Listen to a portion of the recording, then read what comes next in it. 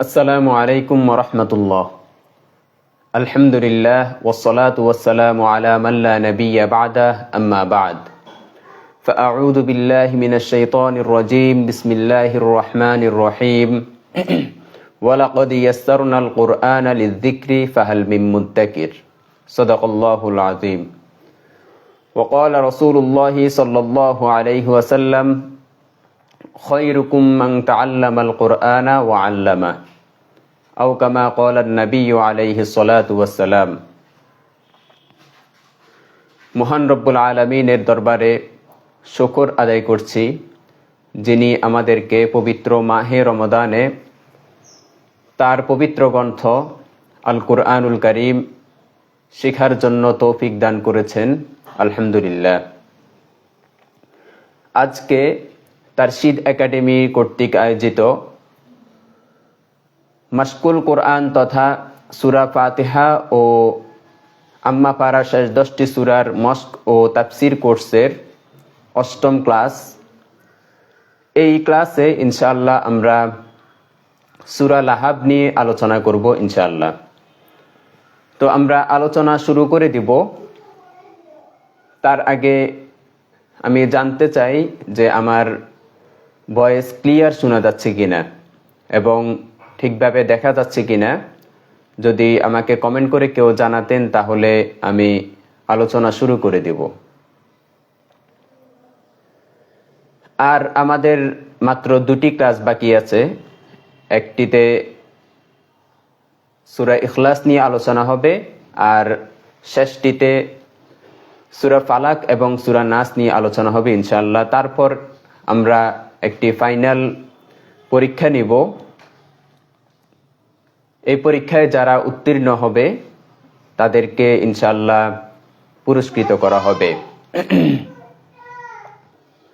আমরা ইতিপূর্বে একটি পরীক্ষা নিয়েছিলাম, সেটি মূলত নেওয়া হয়েছিল, অনেকেরই প্রশ্ন ছিল যে আমাদের ফাইনাল পরীক্ষাটি কিভাবে হবে। তো আমরা সবাইকে জানানোর জন্য যে এভাবে হবে, একটি নমুনা দেখানোর জন্য এই পরীক্ষাটি নিয়েছিলাম। ইনশাআল্লাহ পরীক্ষাটির রেজাল্ট আজকে ইনশাআল্লাহ দিয়ে দেওয়া হবে। তো আমরা আলোচনা শুরু করি।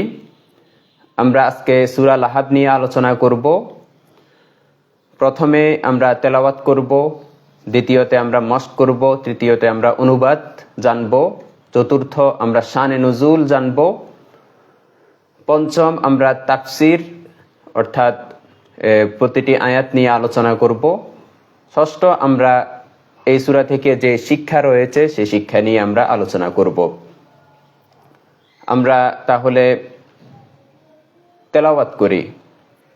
আউযু বিল্লাহি মিনাশ শাইতানির রাজীম। বিসমিল্লাহির রহমানির রহিম। تبت يدا أبي لهب وتب ما أغنى عنه ماله وما كسب سيصلى نارا ذات لهب وامرأته حمالة الحطب في جيدها حبل من مسد। তো আলহামদুলিল্লাহ আমরা সূরাটি তেলাওয়াত করলাম। এবার আমরা মস্ক করব। প্রথম আয়াত তাব্বাত ইয়াদা আবি লাহাব। তাব্বাত, এখানে প্রথমটি রয়েছে তা, আমরা এটাকে তব্বাত এভাবে বলবো না, তাব্বাত তাব্বাত। তারপরটি বা, এখানে অনেকে কলকলা করে ফেলি, তাব্বাত এভাবে বলে ফেলি। কলকলা হবে হচ্ছে যদি সাকিন থাকে তাহলে তাবে হবে, আর তাসদীদ থাকলে এখানে কলকলা হবে না, অর্থাৎ তাব্বাত তাব্বাত। তারপরটাও তা, তাব্বাত তাব্বাত এভাবে না, তাব্বাত তাব্বাত। ইয়াদা আবি লাহাব, আবি আ, এখানে হামজার উচ্চারণটি হলকের শুরু থেকে হবে, এখান থেকে আ আ, আবি আবি লাহাব লাহাব লাহাব। এখানে লাহা এভাবে হা হবে না, হা হবে, হা এটি, হা নয় এটি হা, লাহাব লাহাবিউ বিউ, এখানে গুন্না হবে, বিউ এখানে গুন্না হবে, ঈদগামে বা গুন্না। তারপর রয়েছে ওয়াতাব, ওয়াতাব এখানে তাসদিদ রয়েছে, কিন্তু আমরা যখন ওয়াকফ করছি তখন কলকলা হবে, তখন ওই যে জজম হয়ে যাচ্ছে, জজমের উচ্চারণ হবে, তখন ওয়াতাব ওয়াতাব এভাবে ধাক্কা দিয়ে হবে। তাহলে পুরো আয়াতটি পড়ি, তাব্বাত ইয়াদা আবি লাহাবিন ওয়া তাব, তাব্বাত ইয়াদা আবি লাহাবিন ওয়া তাব। এরপর আয়াত হলো মা আগনা আনহু মালুহু ওয়া মা কাসাব। মা আগ, আগ এখানে গইন উচ্চারণটি ঠিকভাবে হচ্ছে কিনা এদিকে লক্ষ্য রাখতে হবে। আগ, গলার এখান থেকে শেষ ভাগ যেটা উপরে রয়েছে, এই শেষ ভাগটা আগ, আগ না, আগ না, মা আগ না। তারপর রয়েছে আনহু, হ্যাঁ আনহু যেন না হয় লক্ষ্য রাখতে হবে, আনহু চাপ দিয়ে, আনহু গলার মধ্যখানটা একদম লেগে যাবে, বন্ধ হয়ে যাবে মধ্যখানটা। আনহু আন, আনহু মালুহু ওয়া মা কাসাব, মালুহু এখানেও তারপরে হা রয়েছে, মালুহু ওয়া মা কাসাব। এখানে কাসাবের মধ্যে লক্ষ্য রাখতে হবে কাসব, এভাবে সদ যেন না হয়, সাব সিন, সিন উচ্চারণ হবে কাসাব। মা আগনা আনহু মালুহু ওয়া মা কাসাব, কাসাব এখানে কলকলা হবে, জজম হয়েছে, কাসাবে। এরপর আয়াত হলো সায়াসলা নারান যাতা লাহাব। সায়াস এখানে প্রথমটি সিন, তারপরে ইয়াস এখানে সদ, প্রথমটি হবে সা, সা এভাবে মুখ খোলা থাকবে, এভাবে সা সা, সায়াস সায়াস সায়াস লা না, সায়াস লা না। রং, রং এখানে রাং যেন না হয়, রং পোর হবে, মোটা করে হবে না, রং, রং এখানে গুন্না হবে। তারপর রয়েছে রা, রাল, এখানে ঝা যেন উচ্চারণ না হয়, ঝা এভাবে যেন না হয়, রা রাতা রাতা রাতা লাহাব।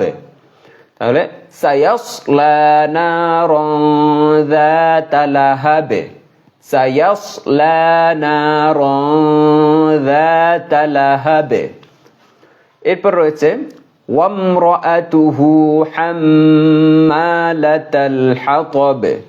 ওয়ামরাআতুহু, ওয়াম এটি আমরা জানি রআ, আ উচ্চারণটা যেন রম রয়া, রয়া ইয়ার যেন উচ্চারণ না আসে, ওয়ামরাআ ওয়ামরাআ ওয়ামরাআতুহু ওয়ামরাআতুহু।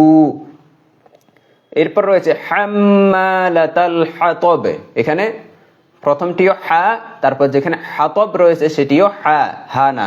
এই হার উচ্চারণটা, হা এর আলোচনাটা আমরা দেখা গেছে প্রত্যেকটি ক্লাসে আলোচনা হয়েছে, হা হা। তারপর আমাদের অনেকেরই ভুল হয়, তারপর আমাদের লক্ষ্য রাখতে হবে এখানে হাম্মালাতাল, লাতল যেন না হয় তা, লাতাল হাতবে ত, ত তর উচ্চারণটা যেন ঠিক থাকে, হাতবে। ওয়ামরাআতুহু হাম্মালাতাল হাতাব, ওয়ামরাআতুহু হাম্মালাতাল হাতাব। এরপর রয়েছে ফি জিদিহা হাবলুম মিন মাসাদ। ফি জি, ফি ফার উচ্চারণটা সামনের দাঁত ঠোঁটের পেটের সঙ্গে লাগবে, ফি ফি ফি জি। এখানে জি, এখানে জি যেন না হয়, যা উচ্চারণ যেন না হয়, বা জি উচ্চারণ না হয়, এখানে এটা শক্ত করে হবে, জি জি মেটে, জি দিহা, জি দিহা হাবলুম মিন মাসাদ।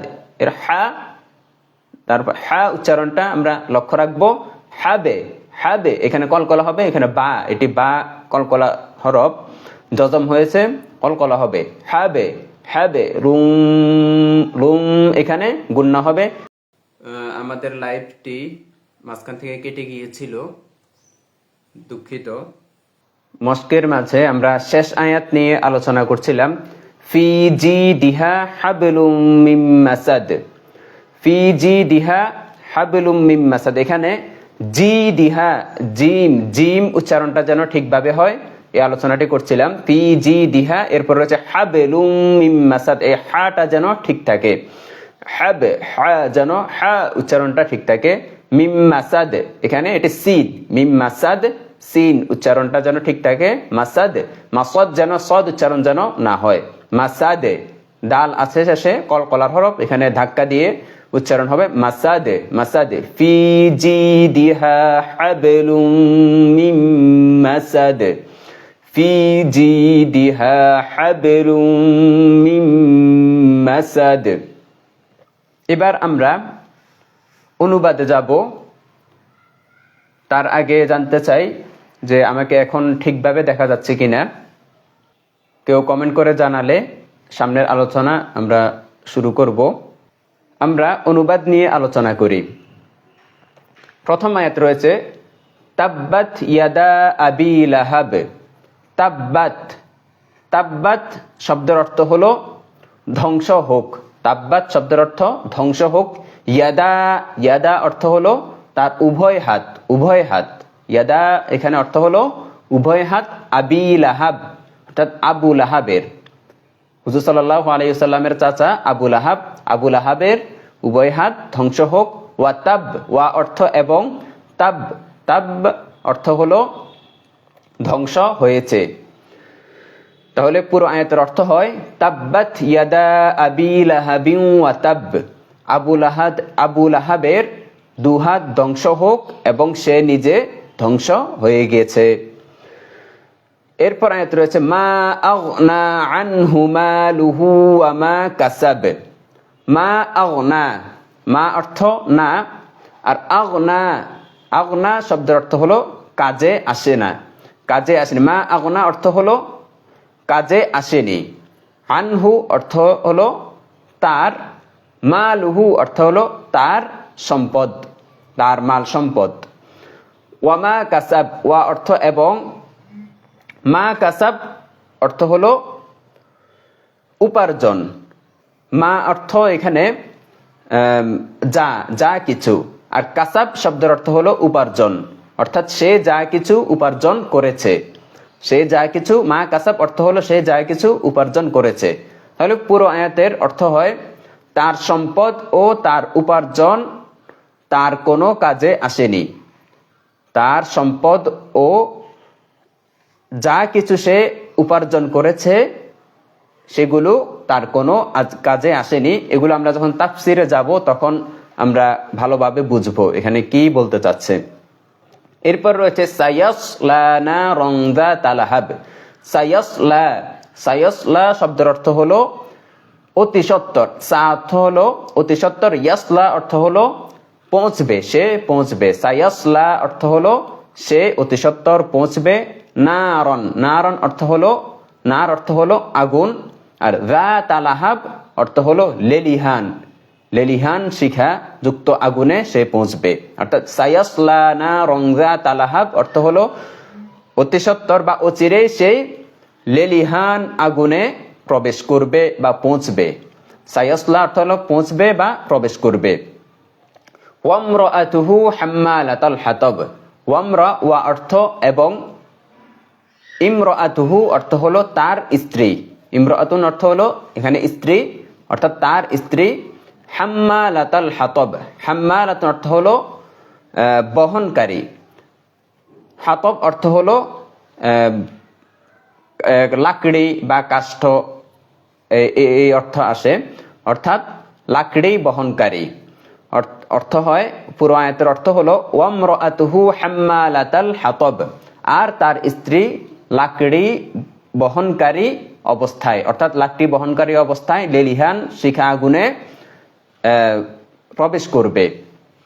ফি জিদিহা হাবলুম মিন মাসাদ, ফি অর্থ হলো মধ্যে, আর জিদুন, জিদুন শব্দের অর্থ হলো গলা, জিদুন শব্দের অর্থ গলা, হা অর্থ হলো তার, হাবলুন, হাবলুন মানে অর্থ হলো রশি, হাবলুন শব্দের অর্থ রশি, আর মিন মাসাদ অর্থ হলো মুঞ্জ বা পাকানো রশি, খেজুর গাছের যে পাকানো রশি, খেজুর গাছের আঁশ দিয়ে যেই পাকানো রশি বানানো হয় সেই রশি উদ্দেশ্য, অর্থাৎ তার গলদেশে মুঞ্জ বা খেজুর গাছের পাকানো রশির লাগানো অবস্থায়, তার গলায় পাকানো রশি বা মুঞ্জ লাগানো অবস্থায়, অর্থাৎ এই অবস্থায় সে জাহান্নামে প্রবেশ করবে, লেলিহান আগুনে অর্থাৎ জাহান্নামে প্রবেশ করবে।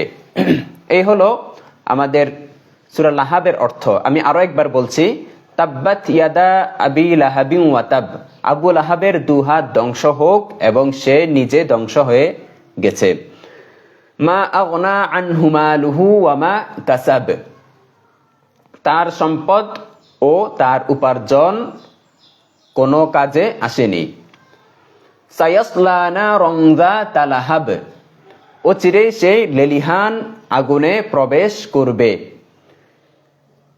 ওয়ামরাআতুহু হাম্মালাতাল হাতাব ফি জিদিহা হাবলুম মিন মাসাদ, আর তার স্ত্রী লাকড়ি বহনকারী অবস্থায় এবং তার গলদেশ বা তার গলায় মুঞ্জ এর রশি লাগানো অবস্থায়, অর্থাৎ অবস্থায় সে জাহান্নামে বা লেলিহান আগুনে প্রবেশ করবে।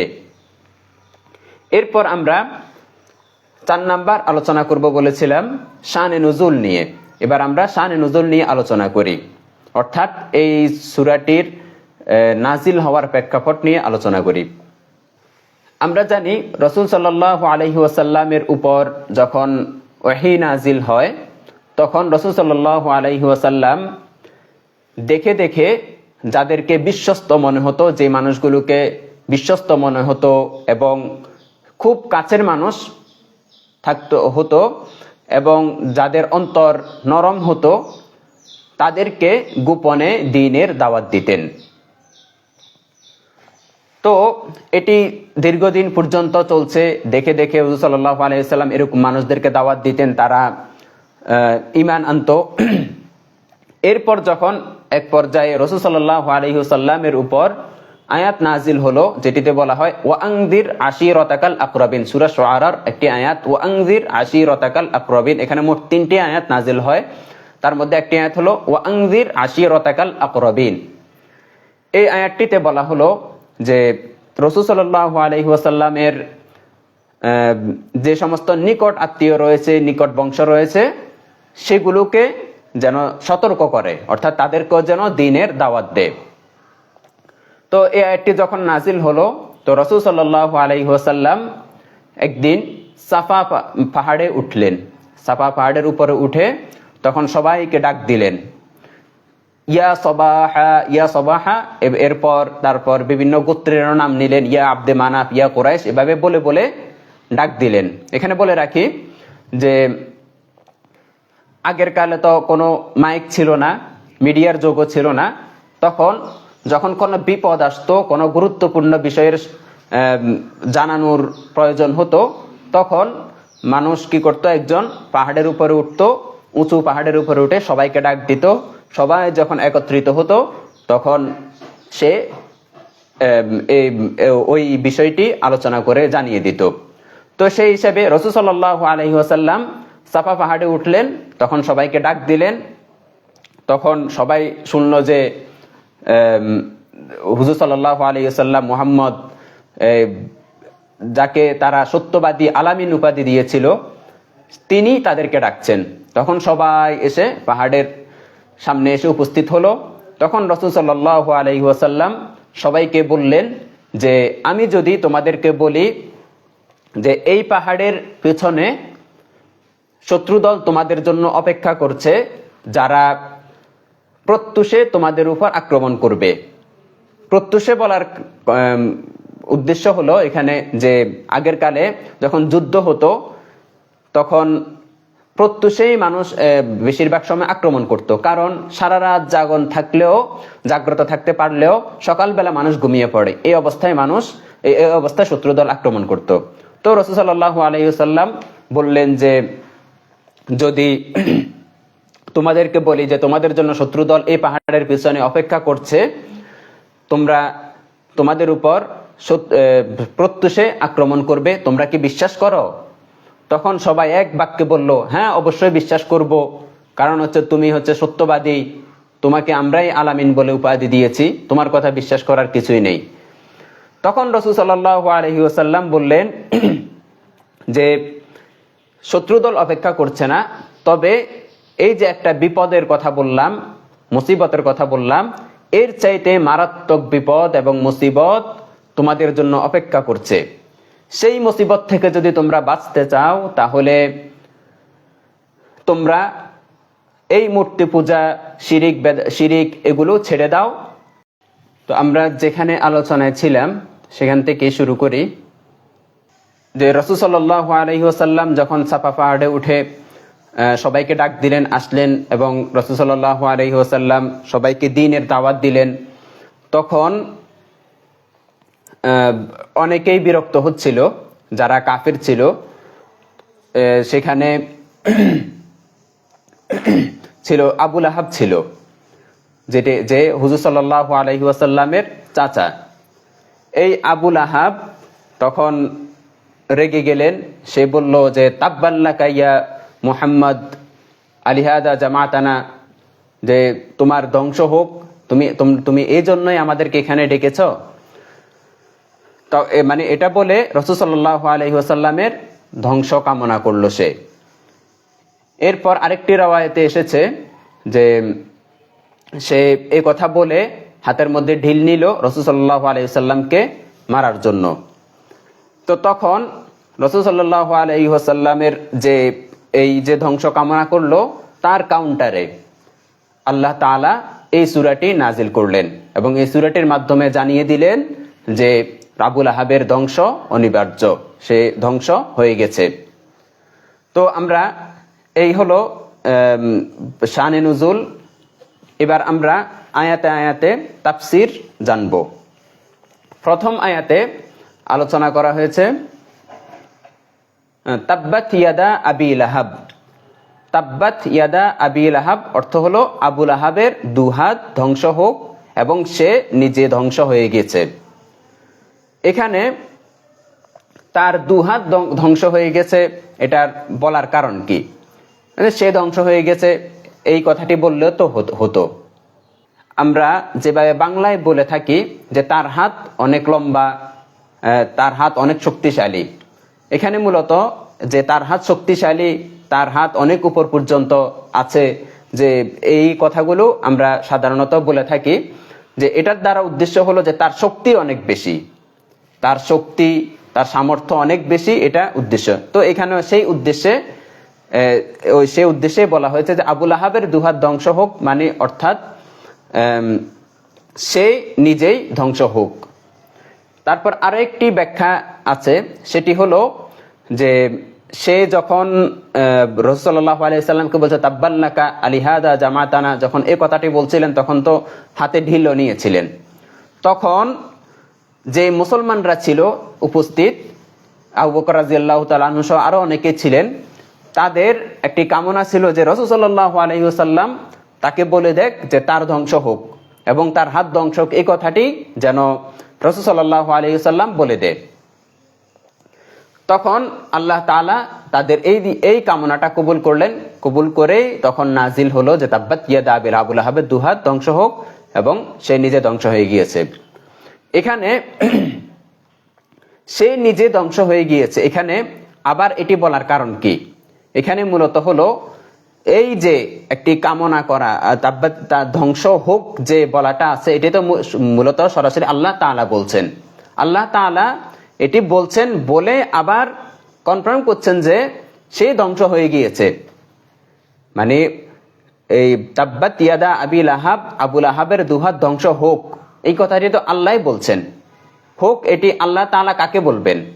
মূলত আল্লাহ তাআলাই এখানে কামনার এই অর্থটা বাক্যটা এনেছেন, এনে আবার নিজেই বলে দিয়েছেন যে সে ধ্বংস হয়ে গিয়েছে, ওয়াতাব, সে নিজে ধ্বংস হয়ে গিয়েছে।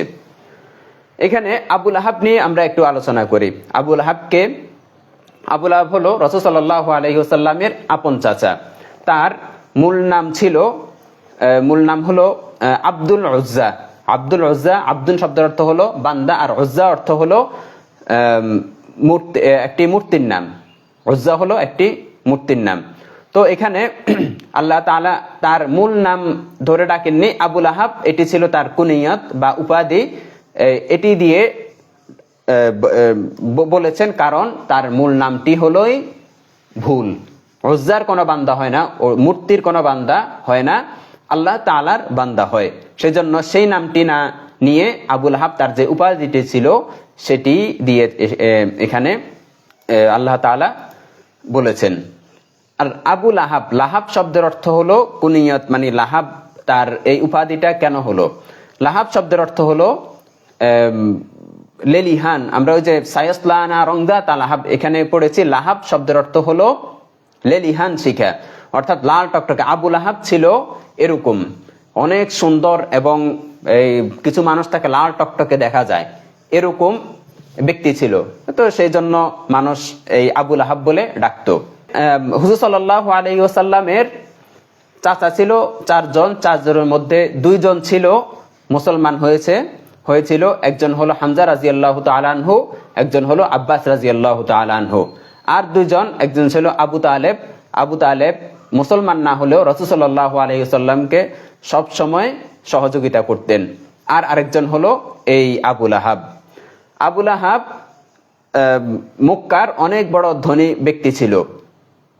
সে রাসূল সাল্লাল্লাহু আলাইহি ওয়াসাল্লামের ঘোর বিরোধী ছিল, অর্থাৎ রাসূল সাল্লাল্লাহু আলাইহি ওয়াসাল্লাম বিরোধী বলতে আল্লাহর দ্বীনের সবচেয়ে বড় মারাত্মক শত্রু ছিল।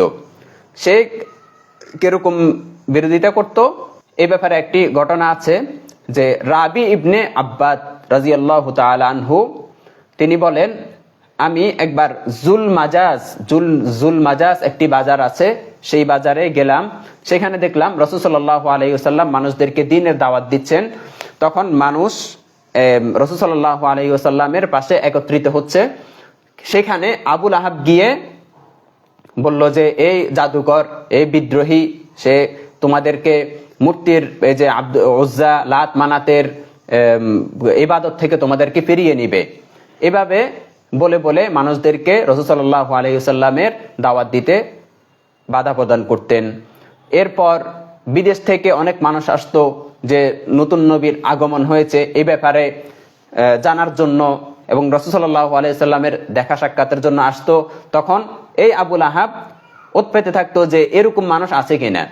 আসলে সঙ্গে সঙ্গে তারা রাসূল সাল্লাল্লাহু আলাইহি ওয়াসাল্লামের কাছে আসার আগেই সে গিয়ে বাধা দিত যে এই জাদুকর, তো তোমাদের সেই বিদ্রোহী, দ্বীনের ব্যাপারে বিদ্রোহী, সে তার ধর্ম থেকে সরে গেছে, তার সঙ্গে দেখা করবে না। তো এটা নিয়ে রাসূল সাল্লাল্লাহু আলাইহি ওয়াসাল্লামের বড় একটি কষ্ট ছিল যে হায়রে, মানুষগুলো দ্বীনের জন্য আসছে, ইসলাম গ্রহণের জন্য আসছে, আর সে বাধা দিচ্ছে। তো এইভাবে সে রাসূল সাল্লাল্লাহু আলাইহি ওয়াসাল্লামের দাওয়াত দিতে বাধা প্রদান করতেন। এরপর রয়েছে মা আগনা আনহু মালুহু ওয়া মা কাসাব। অর্থ হলো তার সম্পদ ও তার উপার্জন তার কোনো কাজে আসেনি। এখানে এই যে আবু লাহাব ছিল, আবু লাহাব মক্কার অনেক বড় ধনী ব্যক্তি ছিল। তো রাসূল সাল্লাল্লাহু আলাইহি ওয়াসাল্লাম তাদেরকে যখন দাওয়াত দিতেন তখন সে কতক্ষণ মাথা নিচু করে থাকতো। এরপর বলতো যে আমার ভাতিজা যেগুলো বলছে, আমার যা সম্পদ না, আমার যা সম্পত্তি আছে, আমার যে সন্তান আছে, এগুলো দিয়ে আমি তার মোকাবেলা করব। অর্থাৎ সে তার সম্পদ নিয়ে বড়াই করত। এরপর এই যে তার কাজে আসেনি, বলল যে তার সম্পদ তার কোনো কাজে আসেনি, এটা যে বলল এটি কিভাবে হলো, কিভাবে কাজে আসেনি? যে রাসূল সাল্লাল্লাহু আলাইহি সাল্লামের উপর এই যে ধ্বংস হয়ে গিয়েছে বলল, এটা কিভাবে হলো? বদরের যুদ্ধের 7 দিন পর এই আবু লাহাবের উপর গজব নাজিল হয় যে তার গলার মধ্যে একটি প্লেগের মহামারীর একটি ফোঁড়া উঠে। এই ফোঁড়াটি উঠা মানে হচ্ছে সে মৃত্যুবরণ করবে, এবং মানুষ ভয়ে থাকতো যে তার থেকে সংক্রমণ হয় কিনা। তো আবুল আহাবের যখন এই ফোঁড়াটা উঠলো, তখন মানুষ ভয়ে কি করলো, তাকে বাইরে রেখে আসলো, বাইরে একটি জায়গায়, নির্জন একটি জায়গায় রেখে আসলো। তো সেখানে সে থাকতো। তো মানুষ দূর থেকে খাবার দিত, নিক্ষেপ করে করে খাবার দিত, সেগুলো খেত। এরপর সে তার গায়ের থেকে প্রত্যেকটা গোস্ত ঝরে ঝরে পড়ে গেল, এরপর মারা গেল। 3 দিন পর্যন্ত তাকে কবর দিতে কেউ যায়নি। এরপর তার পরিবাররা, তাদের যে দাস দাসীরা ছিল, এদেরকে বাধ্য করলো যে একে যা কবর দেওয়ার জন্য। তো তখন তারা একটা গর্ত করলো, গর্ত করে দূর থেকে টেনে নিয়ে সেখানে ফেলে দিল এবং মাটি দিয়ে তাকে কবর দেয়া হলো। তো এই যে তার যে সম্পদ দিয়ে মোকাবেলা করবে বলেছিল, তার কোনো এই সম্পদ কাজে আসেনি। এরপর রয়েছে সায়াসলা নারন যাতা লাহাব।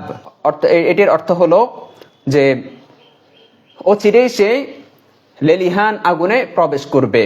এখানে একটি বিষয় লক্ষ্য করুন, যাতা লাহাব, লাহাব বলছে, অর্থাৎ তার নামের সঙ্গে যে উপাধি ছিল সেই উপাধির সঙ্গে মিলিয়ে আল্লাহ তাআলা বলছে যে তার যে চেহারা যেরকম ছিল সেই ওই রকম আগুনের মধ্যে তাকে ফেলানো হবে, যে তাকে লেলিহান আগুনে, তার চেহারা যেরকম লাল টকটকে ছিল এরকম লাল টকটকে জাহান্নামের মধ্যে তাকে নিক্ষেপ করা হবে। এরপর আয়াত হলো ওয়ামরাতুহু হাম্মালাতাল হাতাব, আর তার স্ত্রী লাকড়ি বহনকারী অবস্থায়। আবুল আহাবের স্ত্রীর নাম ছিল হচ্ছে উম্মু জামিল। উম্মু জামিল সে মক্কার অনেক সুন্দরী মহিলা ছিল। তার বংশ ছিল আবু সুফিয়ানের বোন, আবু সুফিয়ানের বোন ছিল সে। আর এদিকে আবু সুফিয়ান ছিল মক্কার অনেক বড় সম্ভ্রান্ত ব্যক্তি, আর আবুল আহাব তো হলো ধনী ব্যক্তি। তো এই দুইটা দিক এবং তার সৌন্দর্য, এগুলোর কারণে সেও রাসূল সাল্লাল্লাহু আলাইহি ওয়াসাল্লামের বিরোধিতায় লিপ্ত থাকতো।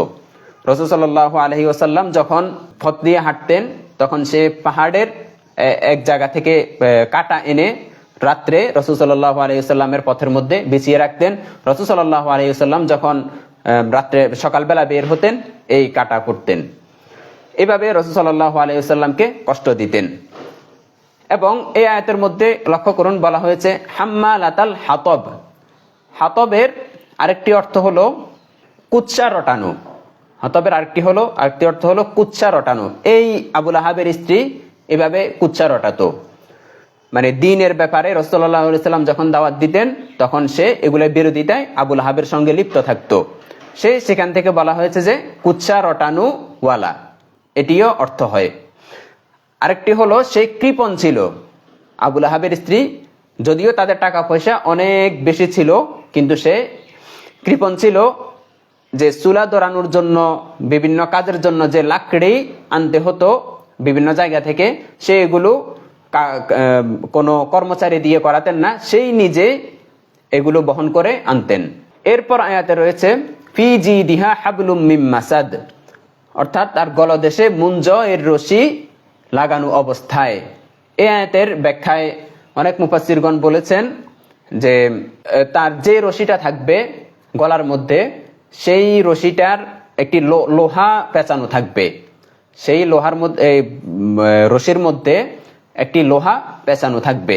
সেই অবস্থায়, অর্থাৎ তার লাঞ্ছনা, এটি তার লাঞ্ছনার জন্য গলার মধ্যে রশি বাঁধা অবস্থায় তাকে জাহান্নামে নিক্ষেপ করা হবে। এরপর আরো একটি ব্যাখ্যা রয়েছে, সেটি হলো যে সেই যে লাকড়ি নিয়ে আনতো, যে লাকড়ি